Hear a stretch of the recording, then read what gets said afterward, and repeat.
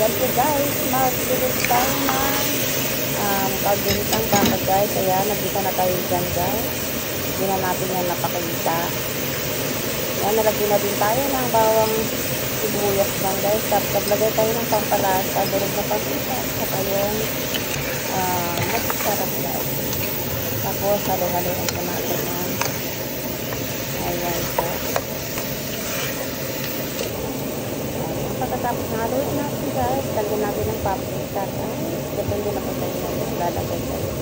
Naglagay din po ako ng konting oregano. Ayan, para magda naman.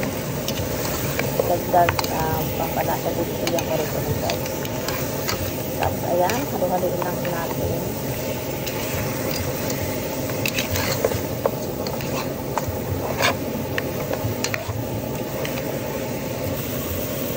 Tapos haluin guys. Ayan. Maglalagay na tayo dyan ng tubig para lumambot na po ang ating baka. Ayan, tapos takpan pa natin. Ayan, okay na yan. Malambot na po yung baka guys dyan. Maglagay na tayo ng ilang sili guys. Like, saka yung carrots guys. Ayan na tayo nakapaglagay dyan ng potato guys. Wala tayo takpan. Tapos mag-add ako dyan ng tomato sauce guys. Ayan. Lagyan natin na kami tubig para sinat natin ito. Tapos lagay din tayo na laban sauce. Ayan guys. Sabi na lagyan lang sa natin. Yung baka dyan guys, malambot na malambot. Ayan po.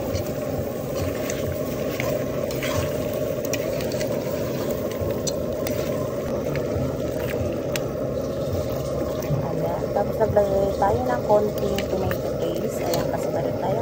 Tomato paste guys. Lagay na natin yan. Sayang naman. Ayan, tapos halo-halo natin.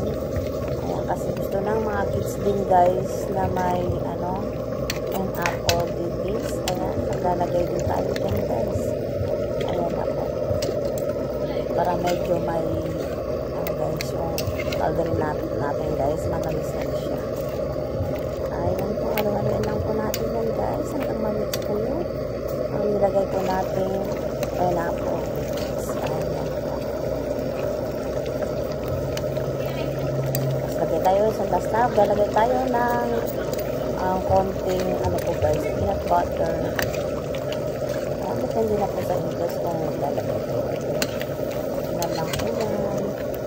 Ayan. Tapos natin haluin guys. Ayan na po guys.